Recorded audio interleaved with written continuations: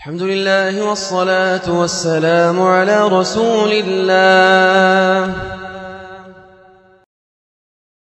أنا عدي بن حاتم الطائي أبايع باسم الطائيين علي بن أبي طالب أميرا للمؤمنين على كتاب الله وسنة رسوله. وأنا هانئ بن عروة المرادي باسم المراديين أبايع عليا بن أبي طالب أميرا للمؤمنين على كتاب الله وسنة رسوله. Personally speaking, I'm averse to clashing with anyone who genuinely advocates for the primacy of the Sunnah and the consensus of the Sahaba.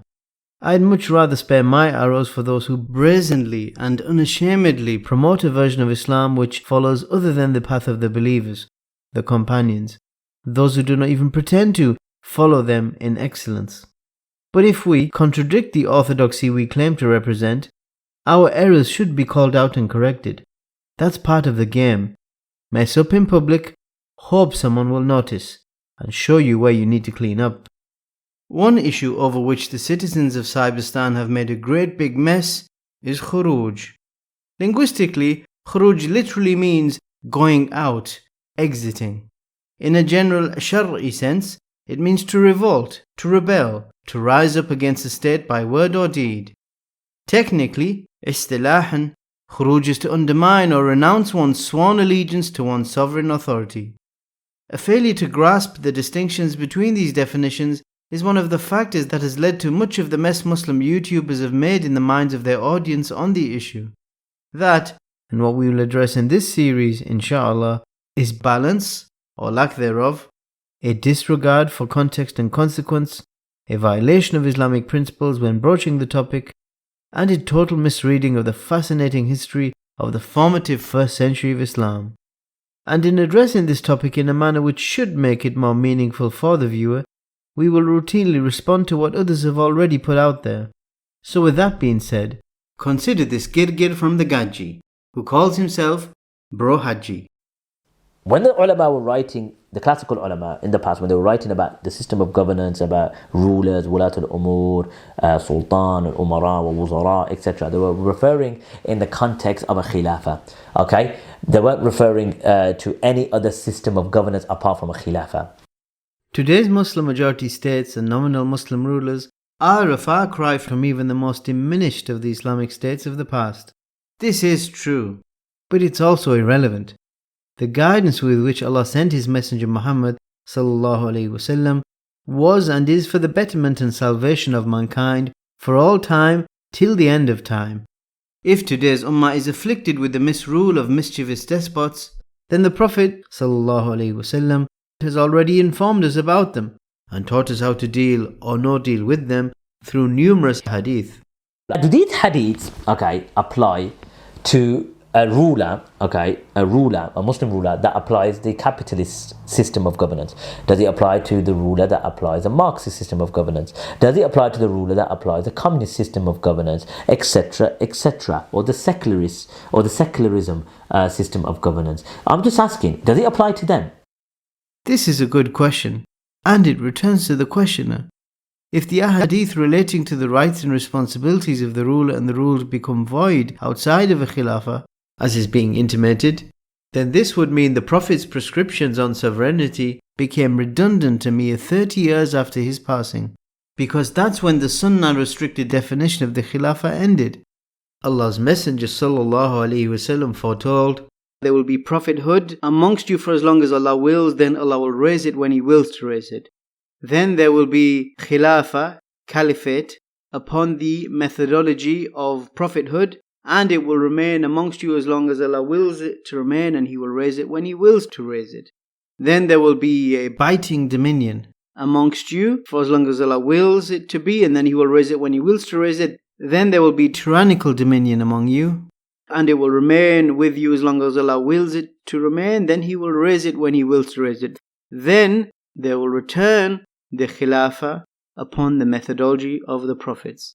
Note in this prophecy how Allah's Messenger characterized epochs of Muslim rule as ad, vicious and biting, and jabbariya, tyrannical and oppressive. Despotism then becomes the default state of affairs during the intercaliphal period, a period that characteristically strays from the teachings of Islam to a greater or lesser extent. Despotism, like your Secularism. is an ism, is it not?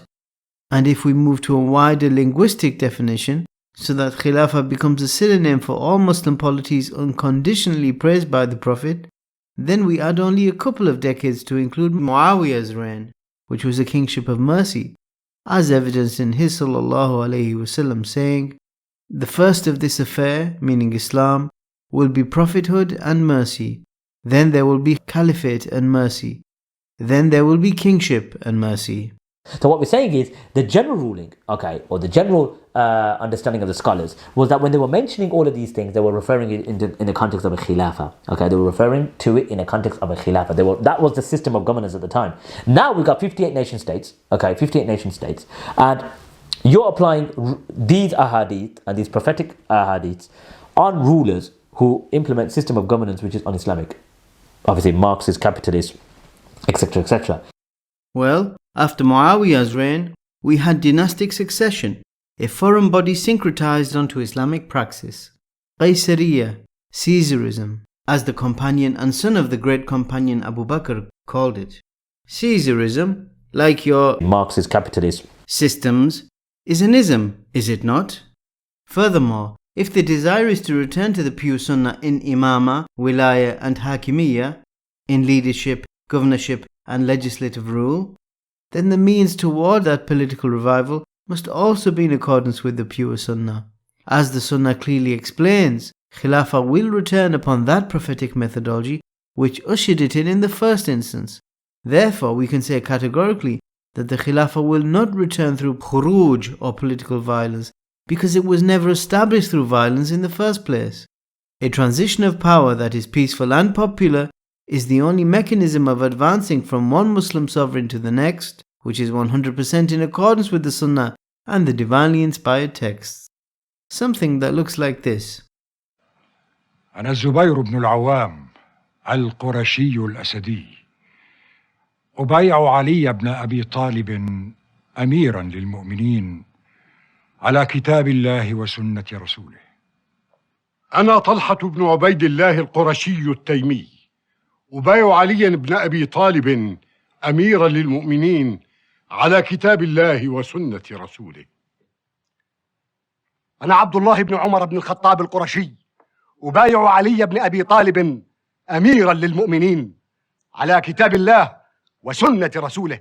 نبايع علي بن أبي طالب أميرا للمؤمنين. Recognizing how far we have strayed from the ideals suggested in such scenes doesn't mean that we don't aspire for them, or that we are pleased with the ruler's abuse of power should he sideline divine law without valid reason.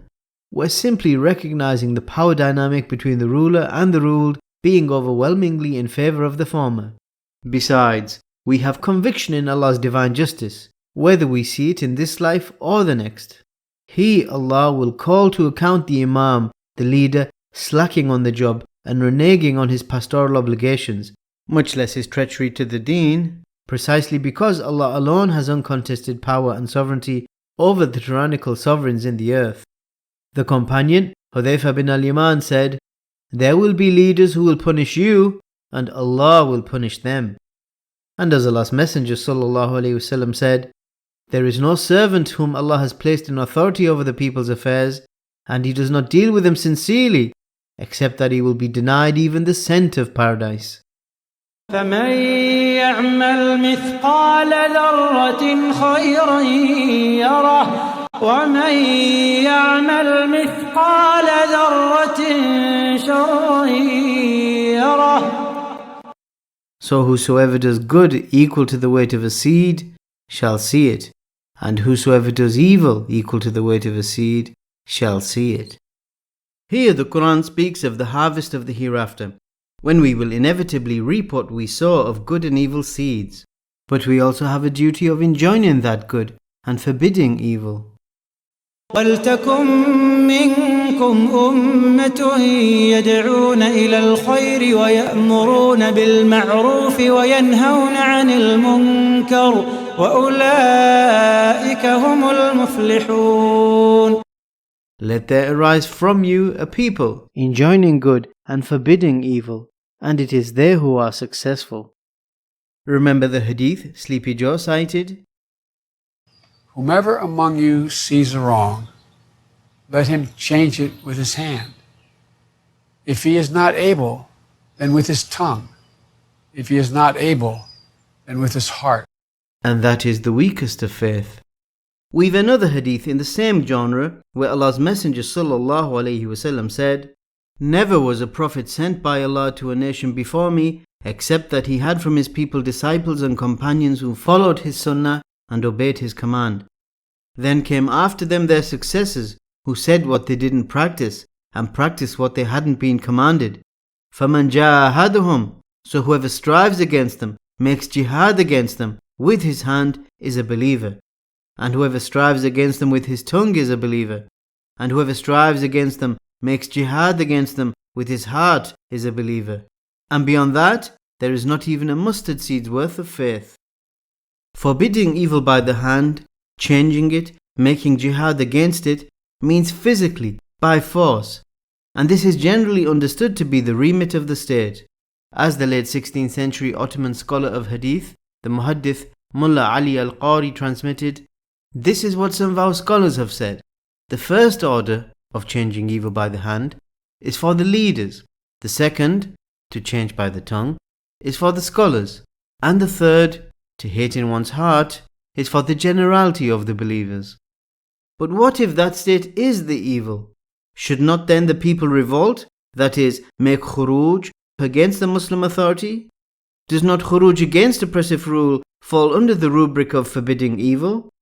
Actually, Muslims who call for khuruj validate Islam-hating apostates in their errant reading of the inspired texts, when they similarly misinterpret them as vigilante calls to action. If you see something wrong and he quotes the Prophet Muhammad, then use your hand, and if you can't use your hand, use your tongue, and if you can't use your tongue, then use your heart. What he's basically doing from that point onwards is enforcing Sharia law, and it is vigilantism on steroids. Attempting to exact vigilante justice against the state invariably increases the evil in society, as counterinsurgency measures kick in and people suffer brutal reprisals from the state's security apparatus, unless said security forces are the ones modifying the ruler's oppression, potentially implementing regime change in the event the ruler refuses to rescind from his own rebellion against the religion. And here we are speaking of the Ahlul Halli wal Aqd, the people of power and influence. Depending on a ruler's willingness to subject himself to the legal mechanisms of the state and the coercive assets at the Ahlul Halli wal Aqd's disposal, should said ruler resist, then we have a way of changing the evil of the ruler with the hand that should mitigate against a descent into anarchy and an escalation of evil. Historically, some Muslim dynasties had such a setup in place, where a quasi-independent judiciary would work in tandem with the army to keep rambunctious rulers in check. At least in theory. In practice, where an unfit ruler could rely on the support of the army more than could the rest of the Ahlul Halli wal Aqd, then he would strike down upon thee with great vengeance and furious anger those who attempt to depose that ruler. And should the Ahlul Halli wal Aqd refuse to halt the ruler's evil whilst having the requisite ability to do so, but instead willingly support him in his sin, then they are complicit in his crimes and enablers of his evil, and there are grave consequences beyond the grave for aiding the tyrant in his tyranny. After me there will be rulers, the Prophet ﷺ said, "Whoever believes in their lies and helps them in their wrongdoing is not of me, and I am not of him, and he shall not come to me at the pool. Whoever does not believe in their lies and does not help them in their wrongdoing, he is of me, and I am of him, and he shall come to me at the pool." At the risk of jumping the gun somewhat by presenting our report recommendations a bit early, this Qayyim and Jawziyan wisdom neatly summarizes our position against insurrection. Whoever contemplates the major and minor crises, the fitan which have occurred in Islamic history, will see that this basis has been totally overlooked. there has been a lack of patience with evil, and thus means have been sought to remove it, which unfortunately led to greater evil. In Makkah, Allah's Messenger ﷺ witnessed immense evils, yet he was unable to change them. Even when Makkah was conquered and became an abode of Islam, he wanted to return the house to the original foundations of Ibrahim alayhi salam. Yet he did not do that despite his ability to do so, as he feared the emergence of something worse, in that the Quraysh would not have been able to accept that, as they had just embraced Islam and only recently left unbelief. For this reason, it is not permitted to forbid the evil of the leader via the hand due to the greater evils which this brings about. Should the Ahlul Halli wal Aqd feel unable to halt by the hand the evil of the ruler, then it is incumbent upon them, especially the scholars amongst them, to at least speak against his evil. As the Prophet ﷺ said, the best jihad is to speak a word of truth to the tyrannical authority. That's how you speak truth to power according to the Sunnah, directly to its face, not by huffing and puffing thousands of miles away or from behind a keyboard. That's not jihad. It's not even brave. It may even beget buffoonery and elicit irresponsibility when it risks adding fuel to the fire, poking the bear, or whatever other metaphor one can think up. For in his fiery rage, when he feels his authority has been challenged, the proud despot will often double down in his despotism and lash out against whichever poor sods happen to be in the line of fire. واتقوا فتنة لا تصيبن الذين ظلموا منكم خاصة واعلموا أن الله شديد العقاب. And beware the affliction which affects not exclusively those of you who do wrong, and know that Allah is severe in punishment. As for when the scholars and those who are in a position to advise the despot don't, and worse, they instead flatter him, justify for him his tyranny and fisq, thereby misleading him and the masses, then they are worse than silent devils. So who's left? We, the common people, the plebs and the peasants. And upon us is to detest within our hearts the evil we cannot reduce. The Prophet ﷺ said, the best of your rulers are those whom you love and who love you, who invoke God's blessings upon you, and you invoke His blessings upon them. And the worst of your rulers are those whom you hate and who hate you, and whom you curse and who curse you. The companions asked, should we not overthrow them by the sword? The Prophet ﷺ replied, no, as long as they establish prayer among you. Then should you find detestable anything from their administration, then hate their actions, but do not withdraw yourselves from their obedience. Note how the Prophet ﷺ specifically enjoined hating the evil of rulers while simultaneously forbidding rising up against them. وَذَلِكَ عَدَفُ الْإِيمَانِ, and that is the weakest of faith. Why? Because the hate that is confined to one's heart doesn't carry with it the risk to one's person as when admonishing the ruler face to face. It doesn't come with the life-threatening repercussions of attempting to depose him physically whilst he is armed and guarded in his fortified palace. But it is still Iman, it is still jihad against evil according to the speech of Allah's Messenger ﷺ. And if someone wants to call it quietism, they may do so, but they may not call it cowardice, because jihad, even if confined to the heart, is the opposite of cowardice. Cowardice and her wicked stepsister, nifaq, hypocrisy, are characteristic of he who is indifferent or secretly pleased with tyranny, dhulm and fisq. Whoever dies without partaking in a military expedition, the Prophet ﷺ said, or even desiring to do so, dies upon a branch of hypocrisy. That's the one who doesn't desire combat for the sake of Allah. How worse the hypocrisy of the one who refuses to even hate for the sake of Allah. In the end, Allah will see His religion ascendant regardless of the prevailing political state of the Muslim world. His religion will continue to advance and remain straight, regardless of how crooked and tyrannical those claiming to represent His servants may be.